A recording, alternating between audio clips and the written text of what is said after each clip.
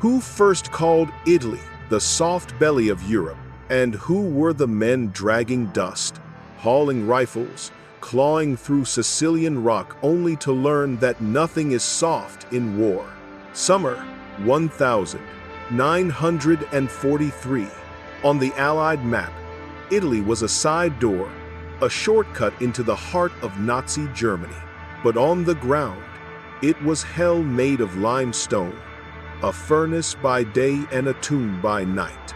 Over 160,000 Allied soldiers stormed Sicily in Operation Husky, driven by belief and command. They came with faith in an easy victory. They left with the weight of disillusion.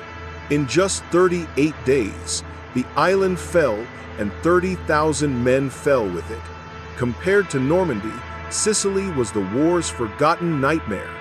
Normandy was the dawn of freedom. Sicily, the twilight of innocence. Victory came not from courage alone, but from deception, a corpse carrying false papers. It was called Operation Mincemeat, a dead man drifting off the Spanish coast, planted with love letters and fake orders. Hitler took the bait, pulled his armored divisions toward Greece, and left Sicily exposed. A mind game wrapped in salt water, and silenced the first domino in a war where truth itself became a casualty. When Sicily fell, Mussolini crumbled, and Italy split apart. German forces poured south like floodwater. Civilians were trapped between two flags, neither of which offered mercy. From the beaches to the mountains, each mile was built on the ruins of another. From Salerno to Rome, victory smelled of smoke and betrayal. At Stalingrad, they fought for land. At Normandy, they fought for liberation. But in Italy, they fought for something no one could name anymore, perhaps only to survive another dawn. And there, amid the ash and marble, one question still echoes through the dust. Can a man keep his soul when victory is built on the bones of the nameless? What if the war didn't end when a nation surrendered but began all over again in confusion? What if victory came wrapped in betrayal? The 3rd of September 1943, the world believed Italy had fallen out of the Axis, that peace was near. But the truth was buried in Cassabile, Sicily, where the Italian government signed a secret armistice and then kept it hidden. 5 days of silence. 5 days that rewrote history. When the news finally reached the front, it came too late. 1 million Italian soldiers scattered across Europe woke up without orders, without enemies, without direction. Some threw down their rifles and cheered. Others were rounded up by their former allies, the Germans, before sunrise. It was called Operation Axii. Within a week, entire Italian divisions vanished. 600,000 captured, marched into camps under the same iron discipline they had once served. Rome trembled. German troops rolled in while the Vatican stood still, the bells ringing not for God, but for caution. Above the clouds, a daring rescue unfolded. Operation Ica.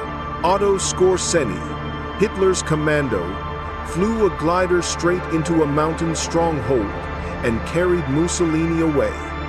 A dictator reborn, a nation divided, the North under fascism, the South under the Allies, both exhausted, both betrayed. Then came Anzio. The 22nd of January 1944, the Allies returned to the sea, landing 50,000 men behind enemy lines. The plan was bold, a hammer blow aimed straight at Rome. But the hammer never fell. General John Lucas hesitated, building trenches instead of momentum. By the time the Germans reacted, the advantage was gone. Anzio turned from promise to prison. 4 months of siege, 30,000 casualties. And when the final push came, there was no glory left to lift. Compared to Normandy's thunder in June, Anzio was a whisper drowned by rain, a battle fought between caution and courage. Compared to Stalingrad's fury, Italy's front felt like a slow bleed, a chessboard where every move cost another 1,000 lives. And still, they fought not for strategy, but for one another. In the ruins of Cisterna, men crawled through mud to drag their wounded brothers home. In Monte Cassino, monks prayed as artillery fire shattered the abbey that had survived 1,000 years. The war had forgotten mercy, but not humanity. Even as command blundered and alliances collapsed, soldiers shared water, bread, and silenced small acts of grace against the noise of empire. Because Italy was not a battlefield anymore. It was a test of endurance, of loyalty, of what remains when obedience dies. The game of generals ended in confusion, but the soldier's code, stubborn and silent, refused to fall. What happens when peace itself becomes an operation coded, classified, and written in invisible ink? What if the final act of the Italian campaign wasn't a battle, but a bargain? Spring 1945. Europe was burning out, but not burning down. In the north of Italy, the Gothic lines still cut across the Alps like a scar carved by gods and generals. The Allies had climbed through winter mud, dragging artillery up frozen slopes, hauling steel through rivers that no longer had names. And yet, the end refused to arrive. It wasn't courage they lacked, it was trust. Behind closed doors, the war was already being rewritten. In March, in a quiet villa in Switzerland, American OSS officers met secretly with SS General Karl Wolff, Himmler's right hand, in Italy. The mission was called Operation Sunrise. Its goal, a separate German surrender 4 days before Berlin would fall. Its cost, silence. Stalin was never told. For him, it wasn't sunrise, it was betrayal. Wolff, the architect of deportations, came not as a soldier, but as a negotiator trading death for survival. He offered to end resistance in northern Italy in exchange for safety from the noose, and the Americans agreed. On the 2nd of May 1945, the guns stopped firing. Italy breathed again, though the air still smelled of smoke and compromise. 1 million civilians lived because of that deal.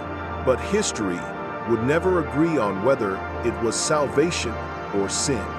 As the ink dried on Wolff's surrender, chaos swept across the Alps.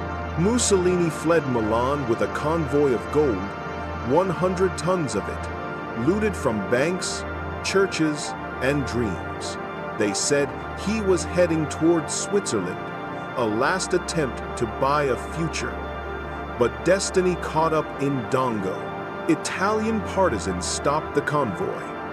The dictator, the mistress, the guards, all gone by dawn. The gold vanished into rumor. Some say it lies at the bottom of Lake Como. Others, buried beneath Vatican soil. To this day, no one knows where fascism's fortune sleeps. And yet, while the bodies cooled, the roads out of Rome came alive again, the rat lines. From 1,945 to 1,950. More than 1,000 Nazi officers escaped Europe through secret church networks, aided by forged passports and quiet priests. The Vatican called it charity.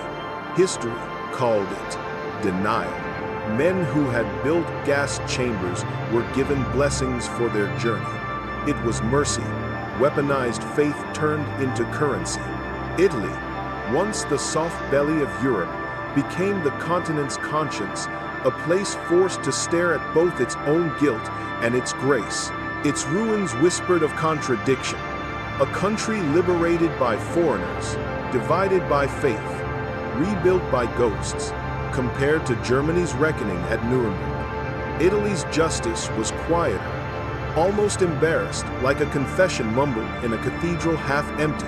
Compared to France's glory of resistance, Italy's war ended in questions. Who had really fought for freedom? Who had simply survived? And who had rewritten history before the ink was dry? When the last Allied tanks rolled out and the flags rose again over Rome, one truth remained unshaken. War doesn't end when the guns fall silent. It ends when men stop lying about why they fought. And in Italy, that truth came late, crawling out of tunnels once dug by slave labor, breathing through ruins once sanctified by faith. It came in whispers, in questions no historian could answer. Was peace truly earned or merely arranged? Was victory a light or just another shadow? And if every side claimed righteousness, who carried the burden of being human?